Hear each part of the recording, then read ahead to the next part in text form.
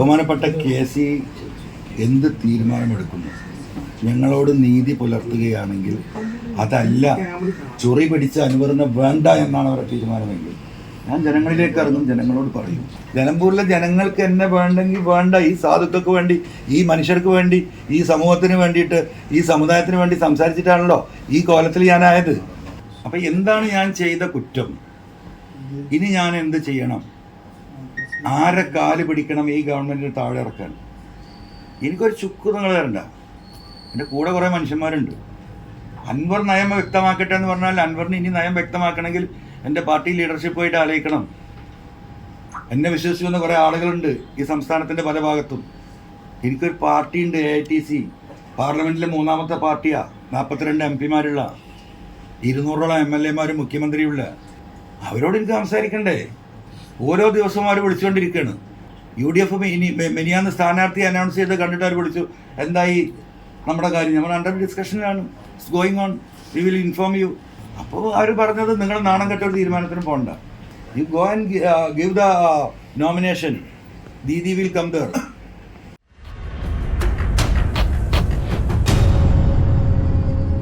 എനിക്ക് എന്തെങ്കിലും ഫൈനലായിട്ടുള്ളൊരു ഡിസിഷൻ എടുക്കണമെങ്കിൽ KC-യുമായി സംസാരിച്ചതിന് ശേഷം ഞാൻ അതിൻ്റെ മുകളിൽ 15-ാം തീയതി VD സതീഷനുമായി കൂടിക്കാഴ്ച നടത്തി, നാളെ അല്ലെങ്കിൽ മറ്റന്നാൾ അതിന്റെ ഔദ്യോഗിക പ്രഖ്യാപന ഡിക്ലറേഷൻ നടത്താമെന്ന് VD സതീഷന് ഉറപ്പ് നൽകിയെന്ന് പറയുന്നു. പിന്നെ എന്തുകൊണ്ടാണ് VD സതീശൻ അതിൽ നിന്ന് പിന്നോട്ട് പോയെന്ന് കരുതുന്നത്? ഇലക്ഷൻ ഇല്ല, ഞാൻ പറഞ്ഞു വിശദീകരിക്കാം. അത് വിശദീകരിക്കേണ്ട ഘട്ടം ചിലപ്പോൾ വരും, VD സതീശൻ മാത്രമാണോ ചിലപ്പോൾ വരും. മനസ്സിലായോ? എങ്ങനെ ഷൗക്കത്ത് സ്ഥാനാർത്ഥിയായി എന്നും എന്തുകൊണ്ട് സ്ഥാനാർത്ഥിയായി എന്നും PV പറഞ്ഞത് ഡിക്ലെയർ ചെയ്യാത്ത എന്താണെന്നൊക്കെ എനിക്കറിയാം. ഞാനിത് പറഞ്ഞ് കുളങ്ങരക്കാൻ നിൽക്കുന്നില്ല. വസ്തുതകൾ വെച്ചിട്ട് ഞാൻ സംസാരിക്കും കേരളത്തിലെ ജനങ്ങളോട്. ഇപ്പോൾ എന്താണെന്നറിയോ? അത് നമ്മൾ ചെയ്യുന്നത് ശരിയല്ല. കേരളത്തിലൊരു പൊതുസമൂഹം ഈ ഗവൺമെൻറ്റിനെ താഴെ ഇറക്കാൻ വേണ്ടിയിട്ട് പട്ടിണി കിടന്ന് പണിയെടുക്കുന്ന മുസ്ലിം ലീഗിൻ്റെ പ്രവർത്തകരും കോൺഗ്രസിൻ്റെ പ്രവർത്തകരും മറ്റു സംഘടനാ പ്രവർത്തകരും ഇവിടെ ഉണ്ട്. അവർ വലിയ നിരാശയിലും വേദനയിലാണ്. അവരുടെ നെഞ്ചത്ത് ചവിട്ടാൻ ഞാൻ ഇപ്പം ഇല്ല. അതിനും വില കൽപ്പിക്കുന്നവനെ ഞാൻ സാധാരണക്കാരായ പ്രവർത്തകർക്ക്, UDF-ൻ്റെ പ്രവർത്തകർക്ക്. അതുകൊണ്ട് ഞാൻ ഇപ്പോൾ ഒന്നും ഞാൻ പറയുന്നില്ല. പറയേണ്ട ഘട്ടം വന്നാൽ എന്തുകൊണ്ടാണ് ഷൗക്കത്ത് സ്ഥാനാർത്ഥി ആവരുത് എന്ന് ഞാൻ പറഞ്ഞതും അതിൻ്റെ പ്രത്യാഘാതം എന്താണെന്നും എങ്ങനെയാണ് സ്ഥാനാർത്ഥി ആയതെന്നും ബഹുമാനപ്പെട്ട പ്രതിപക്ഷ നേതാവിനെ ആരാണ് പറ്റിച്ചതെന്നും അതെങ്ങനെയാണ് പറ്റിച്ചതെന്നും ഒക്കെ പറയേണ്ട ഒരു ഘട്ടം വരുമെന്ന് നോക്കാം. പ്രതിപക്ഷ നേതാവ് മാത്രമല്ല, ഒരു 8 മിനിറ്റ് ഞാൻ എന്താ, ഇത് പ്രതിപക്ഷ നേതാവ് ഒരു കുറ്റക്കാരനാവുന്ന അവസ്ഥയിലേക്ക് കാര്യങ്ങൾ പോകണ്ട. അദ്ദേഹം ഇതിൽ പൂർണ്ണമായും കുറ്റക്കാരനെന്ന അഭിപ്രായം എനിക്കില്ല. അദ്ദേഹത്തെ ഈ കുഴിയിൽ കൊണ്ടുപോയി ചാടിച്ച 1-2 ആളുകളുണ്ട്, മനസ്സിലായില്ലേ? അത് ചർച്ച ചെയ്യപ്പെടേണ്ട ഒരു മേഖല വരുമ്പോൾ ഞാൻ നിലമ്പൂരിലെ ജനങ്ങളോട് പറയുന്നു, നിലമ്പൂരിലെ ജനങ്ങൾക്ക് എന്നെ വേണ്ടെങ്കിൽ വേണ്ട, ഈ സാധുക്കൾക്ക് വേണ്ടി, ഈ മനുഷ്യർക്ക് വേണ്ടി, ഈ സമൂഹത്തിന് വേണ്ടിയിട്ട്, ഈ സമുദായത്തിന് വേണ്ടി സംസാരിച്ചിട്ടാണല്ലോ ഈ കോലത്തിൽ ഞാനായത്. ആ ജനങ്ങളോടാണ് എനിക്ക് ഇനിയും സംസാരിക്കാനുള്ളത്. അങ്ങനെ ഒരു ഘട്ടം വരുമ്പം പറയും, അത് ജനങ്ങൾ തീരുമാനിച്ചോട്ടെ. KC-യുമായുള്ള ചർച്ചയിൽ ഉൾപ്പെടെ ഒരു തീരുമാനത്തിലെത്തിയില്ലെങ്കിൽ മത്സരിക്കാനാണ് തീരുമാനം. ഒരു സംശയം കരുതണ്ട, TMC-യുടെ സ്ഥാനാർത്ഥി ഉണ്ടാവും, മത്സരിക്കും. മമതാ ബാനർജി വരും, അവരുടെ മന്ത്രിമാർ വരും, അവരുടെ MP-മാർ വരും. പൊളിറ്റിക്സ് പച്ചയായിട്ട് നമ്മൾ പറയും, ജനങ്ങളുമായി സംവദിക്കും. ഒരു തർക്കവും കാര്യമില്ല. അല്ല, UDF-ൽ എടുത്തില്ലെങ്കിൽ മാത്രമല്ല, KC-യുമായി സംസാരിച്ചതിന് ശേഷം ബഹുമാനപ്പെട്ട KC എന്ത് തീരുമാനമെടുക്കുന്നു, ഞങ്ങളോട് നീതി പുലർത്തുകയാണെങ്കിൽ അതല്ല ചൊറി പിടിച്ച അനുവദനം വേണ്ട എന്നാണ് അവരുടെ തീരുമാനമെങ്കിൽ ഞാൻ ജനങ്ങളിലേക്ക് ഇറങ്ങും, ജനങ്ങളോട് പറയും. ആ തീരുമാനം എന്നുണ്ടാവും? മാഷല്ലേ ഈ പറയുന്നത്? നിങ്ങൾ ഈ പറഞ്ഞ പറയിക്കല്ലേ? കേസിനെ കണ്ടിട്ട് പറയുന്നില്ലേ? തന്നിരുന്നു. നിങ്ങൾ ആരെയും സ്ഥാനാർത്ഥിയാക്കി നിങ്ങളുടെ നിലപാടിൽ ഉറച്ചു നിൽക്കല്ലേ? പബ്ലിക്കിൻ്റെ ഇടയിൽ ഞങ്ങൾക്ക്, കോൺഗ്രസിൻ്റെ ഇടയിൽ ഞങ്ങൾക്ക് പ്രശ്നമുണ്ട്. നിങ്ങൾ ഡിക്റ്റേറ്റ് ചെയ്ത പോലെയായി. ഞാൻ ഒരിക്കലും അങ്ങനെ ഉദ്ദേശിച്ചല്ല, പക്ഷെ അങ്ങനെ ആയിപ്പോയി. അങ്ങനെയാണല്ലോ ഇപ്പം ഇന്നത്തെ നമ്മളെ സോഷ്യൽ മീഡിയയും സംവിധാനങ്ങളും. അതുകൊണ്ടാണ് ഞാൻ ആവർത്തിച്ച് ഞാൻ പറഞ്ഞുകൊണ്ട് ആരെ തീരുമാനിച്ചാലും ഞാൻ പിന്തുണക്കുമെന്ന്. പക്ഷേ കോൺഗ്രസ് നേതാക്കളിൽ പലരും തന്നെ പറയുന്നത്, ഈ യോഗത്തിലൊക്കെ പറഞ്ഞതും ഔട്ട്സ്പോക്കൺ ആണ് ഈ PV അൻവർ. ഔട്ട്സ്പോക്കന്റെ കാര്യം ഇപ്പം വിശദീകരിച്ചല്ലോ. അല്ല, അതുകൊണ്ട് outspoken person, I am speaking for the public. അതാണല്ലോ പ്രശ്നം. ജനങ്ങൾക്ക് വേണ്ടി സംസാരിക്കുന്ന ആളാണ് എൻ്റെ പ്രശ്നം. അപ്പൊ ഞാൻ ഔട്ട്സ്പോക്കൺ ആണെന്നുള്ള നരേഷൻ ആരാ ഉണ്ടാക്കി വെക്കുന്നത്? നമ്മൾ ഈ പറയുന്ന ഗവൺമെന്റിനെതിരെ പറയാൻ പാടില്ല, ചില കാര്യങ്ങൾ മിണ്ടാൻ പാടില്ല, ജനങ്ങൾ എന്ത് സഹിച്ചാലും ഒരു അഡ്ജസ്റ്റ്മെന്റ് രാഷ്ട്രീയം അതിനെനിക്ക് സാധിക്കുന്നില്ല. അതാണ് എൻ്റെ പ്രശ്നം. Yes, I M A out spoken person. അല്ല, പക്ഷെ അത് മുന്നണിക്കുള്ളിൽ ഒതുങ്ങും. ഈ പണ്ട് പി സി ജോർജിന്റെ ഒക്കെ അനുഭവം യു ഡി എഫിനുള്ളതാണ്. ഈ സി ജോർജ് അത് വിട് നിങ്ങൾ. അല്ല ആ ഒരു പ്രസിഡൻസ് ആണ് അവർ നിങ്ങൾ പി സി ജോർജ് അവര് ഞാനിട്ട് എന്താ ബന്ധം? അല്ല, അതുപോലെ മുന്നണിക്കൊരു ബന്ധം നിങ്ങൾ പറ. ഞാൻ സംസാരിക്കുന്ന ജനങ്ങൾക്ക് വേണ്ടിയിട്ടാ. പി സി ജോർജ് സംസാരിക്കുന്ന അവന്റെ കാര്യ. കേസിയുമായി സംസാരിച്ച് പ്രതീക്ഷിക്കുന്ന തീരുമാനം എന്താണ്? അല്ല, അതൊക്കെ ഇപ്പൊ ഇങ്ങനെ പറയാൻ പറ്റുമോ?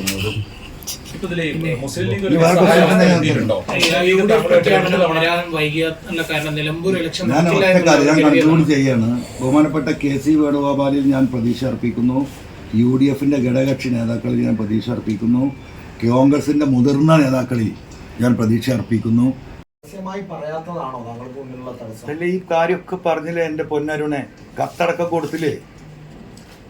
നീ എന്താ നിലപാട് വ്യക്തമാക്കാൻ എന്താ ബാക്കി? ഞാൻ മലയാളം ഈ പറഞ്ഞത് മുന്നണിയിൽ എടുക്കണമെന്നുള്ള നിലപാടിൽ നിന്ന് പിന്നോട്ട് പോകണം. ഏത് മുന്നണിയില്? അതിനല്ല കത്ത് കൊടുത്ത് കാത്തു നിൽക്കണം. മാഷേ, സാർ, ഈ മുരളീധരൻ വിളിക്കുന്നു, രമേശ് വിളിക്കുന്നു, സുധാകരൻ വിളിക്കുന്നു, ഇവരൊക്കെ കോണ്ടാക്ട് ചെയ്യുന്നു. പക്ഷേ VD സതീശൻ മാത്രം താങ്കളെ ബന്ധപ്പെടുന്നില്ല എന്നാണ് പറഞ്ഞു വെക്കുന്നത്. താങ്കൾ പലതവണ അദ്ദേഹത്തെ ബന്ധപ്പെടാൻ ശ്രമിച്ചു. ചോദിക്കട്ടെ, അദ്ദേഹത്തെ ആണല്ലോ UDF ചുമതലപ്പെടുത്തിയിട്ടുള്ളത് എന്നോട് സംസാരിക്കാൻ. അപ്പം എന്നോട് അദ്ദേഹം സംസാരിച്ചിട്ടുണ്ട്. ആ സംസാരിച്ച കാര്യം പുറത്തു പറയണ്ടേ? അതിനാണല്ലോ അദ്ദേഹത്തെ ഡിക്ലെയർ ചെയ്യാനാണല്ലോ അദ്ദേഹത്തെ ഏൽപ്പിച്ചത്. ഈ നിമിഷം വരെ ഇല്ലല്ലോ. ഒരു കാര്യം, അങ്ങനെ സ്നേഹിക്കുന്ന ഒരുപാട് പേര് ഈ മണ്ഡലത്തിലുണ്ടെന്ന് പറഞ്ഞു. പാർട്ടി സംസ്ഥാന നേതാവ് എല്ലാവർക്കും അറിയേണ്ട ഒരു കാര്യം, താങ്കൾ നിലമ്പൂരിൽ മത്സരിക്കുന്നു. അതൊക്കെ അത് 2 ദിവസം കഴിഞ്ഞിട്ടേ പറയാൻ പറ്റുള്ളൂ. ഞങ്ങളുടെ നാളെ സ്റ്റേറ്റ് എക്സിക്യൂട്ടീവ് ഉണ്ട്, മറ്റന്നാൾ സ്റ്റേറ്റ് കമ്മിറ്റി ഉണ്ട്. അതിലെ തീരുമാനം. അതിൻ്റെ മുമ്പ് ഈ പറയുന്ന കേസുമായി ബന്ധപ്പെടാൻ ഞാൻ പരിശ്രമിക്കുന്നുണ്ട്. കേസിൽ പ്രതീക്ഷ ഇല്ലാതിരിക്കുന്നത് എങ്ങനെയാ? ഈ ഇന്ത്യയിലെ മുഴുവൻ പാർട്ടി വിഷയങ്ങൾ മുഴുവൻ സെറ്റിൽ ചെയ്ത് കോൺഗ്രസിനൊരു മുഖം ഉണ്ടാക്കി കൊടുത്തു അദ്ദേഹം, അല്ലേ? അദ്ദേഹത്തിന് നല്ല ലീഡർഷിപ്പ് ക്വാളിറ്റി ഉണ്ടല്ലോ. അദ്ദേഹത്തിന് പ്രതീക്ഷ ഉണ്ട്, അദ്ദേഹമായിട്ട് സംസാരിക്കും. ഇല്ല, ഈ വിഷയവുമായി ബന്ധപ്പെടാൻ ഇല്ല. ഞാനിപ്പോൾ ശ്രമിക്കുന്നു. ഞാൻ അത് കഴിഞ്ഞിട്ട് അദ്ദേഹത്തെ ബന്ധപ്പെടാൻ ശ്രമിക്കുന്നു. അദ്ദേഹത്തെ ബന്ധപ്പെടാൻ എനിക്കൊരു പ്രയാസമില്ല. ഇപ്പൊ ഈ പറയുന്നത് പോലെ രമേശ് ചെന്നിത്തല യൂത്ത് കോൺഗ്രസിന്റെ സംസ്ഥാന പ്രസിഡന്റ് ആകുമ്പോഴാണ് ഞാൻ സംസ്ഥാന ജില്ലാ വൈസ് പ്രസിഡന്റ് ആവുന്നത്. KCയുടെ കൂടെ 5 വർഷം ഞാൻ യൂത്ത് കോൺഗ്രസിന്റെ മലപ്പുറം ജില്ലാ വൈസ് പ്രസിഡന്റ് ആയിട്ടുണ്ട്. അന്ന് അദ്ദേഹം സ്റ്റേറ്റ് പ്രസിഡന്റാണ്. അദ്ദേഹം KSU സ്റ്റേറ്റ് പ്രസിഡന്റ് ആകുന്ന സമയത്ത് KSU എന്താ പറയുക, മമ്പാട് കോളേജുമായി ബന്ധപ്പെട്ട് അദ്ദേഹത്തോട് നിൽക്കുന്നുണ്ട്. അദ്ദേഹത്തിന് നല്ല ഇവരോടൊക്കെ ഉള്ള നല്ല സൗഹൃദം ഉള്ള വ്യക്തി തന്നെയാണ് ഞാൻ. എനിക്ക് എന്താ പറയുക, പ്രതിപക്ഷ നേതാവുമായിട്ടുള്ള പൊളിറ്റിക്കൽ ബന്ധം വളരെ കുറവാണ്. കാരണം അദ്ദേഹം 2001 MLA ആയിട്ട് വരുന്നത്. നമ്മൾ 2004, 2005 കൂടിയിട്ട് എന്തായി, DICയും ബാക്കിയുള്ളതായിട്ട് അവിടുന്ന് പോരുന്നുണ്ട്. അപ്പം 80 തൊട്ട് 2001 വരെയല്ലേ 20 കൊല്ലത്തെ ആ കാലഘട്ടത്തിലുള്ള ബന്ധങ്ങളാണ്. അന്ന് അദ്ദേഹം സജീവ രാഷ്ട്രീയത്തിലില്ല. അദ്ദേഹം 2001 തെരഞ്ഞെടുപ്പോട് കൂടിയിട്ടാണ് പ്രധാന രാഷ്ട്രീയത്തിലേക്ക് വരുന്നത്. ആ സമയമാകുമ്പോഴേക്കും എന്തായി, നമ്മൾ ഇപ്പുറത്ത് എത്തിയിട്ടുണ്ട്. അല്ല, അതിനി UDF തീരുമാനിക്കട്ടെ. ഇത് പുറത്ത് ബോധ്യപ്പെടുത്തില്ല. അവർ പറയേണ്ടതൊക്കെ അവർ പറഞ്ഞു കഴിഞ്ഞാൽ അവരെന്താ പറയുക? പണ്ട് ഈ പറയുന്നത് പോലെ K കരുണാകരനും മാണി സാറും ഒക്കെ ഉണ്ടായിരുന്ന കാലത്ത് ഇതിനൊക്കെ ഒരു ചർച്ചകൾ നടത്തി ഒരു അമിക്കബിൾ സൊല്യൂഷൻ ഉണ്ടായിരുന്നു. ബഹുമാനപ്പെട്ട പ്രതിപക്ഷ നേതാവ് അദ്ദേഹത്തിന് കഴിയുന്നത്ര ഓടുന്നുണ്ട്, അദ്ദേഹം പ്രവർത്തിക്കുന്നുണ്ട്. ഇതെല്ലാം കൂടെ ഒരു ഇതിനൊരു ഐക്യപ്പെടണ്ടേ? എത്ര പാർട്ടിയുണ്ട് UDF ഘടകകക്ഷി? നിങ്ങളൊന്ന് അയച്ചു നോക്കൂ. ഫോർവേഡ് ബ്ലോക്ക് ഞാൻ പറയണ്ടല്ലോ.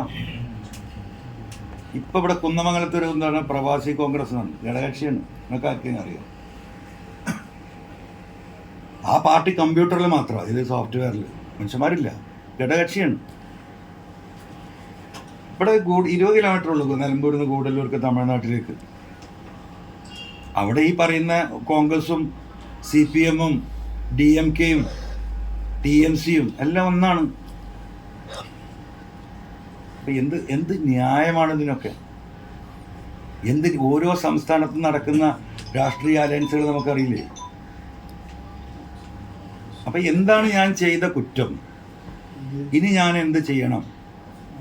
ആരെ കാല് പിടിക്കണം ഈ ഗവൺമെൻറ്റിന് താഴെ ഇറക്കാൻ? എനിക്കൊരു ചുക്ക് നിങ്ങൾ തരണ്ട. എൻ്റെ കൂടെ കുറേ മനുഷ്യന്മാരുണ്ട്. അൻവർ നയം വ്യക്തമാക്കട്ടെ എന്ന് പറഞ്ഞാൽ അൻവറിന് ഇനി നയം വ്യക്തമാക്കണമെങ്കിൽ എൻ്റെ പാർട്ടി ലീഡർഷിപ്പുമായിട്ട് ആലോചിക്കണം. എന്നെ വിശ്വസിക്കുന്ന കുറേ ആളുകളുണ്ട് ഈ സംസ്ഥാനത്തിൻ്റെ പല ഭാഗത്തും. എനിക്കൊരു പാർട്ടിയുണ്ട്, AITC, പാർലമെൻറ്റിലെ 3ാമത്തെ പാർട്ടിയാണ്, 42 MP-മാരുള്ള, 200ഓളം MLA-മാരും മുഖ്യമന്ത്രിയുള്ള. അവരോട് എനിക്ക് സംസാരിക്കണ്ടേ? ഓരോ ദിവസവും അവർ വിളിച്ചുകൊണ്ടിരിക്കുകയാണ്. UDF മിനിയാന്ന് സ്ഥാനാർത്ഥി അനൗൺസ് ചെയ്ത് കണ്ടിട്ട് അവർ വിളിച്ചു, എന്തായി നമ്മുടെ കാര്യം? നമ്മൾ അണ്ടർ ഡിസ്കഷനിലാണ്, it's going on, we will inform you. അപ്പോൾ അവർ പറഞ്ഞത് നിങ്ങൾ നാണം കെട്ട ഒരു തീരുമാനത്തിനും പോകണ്ട,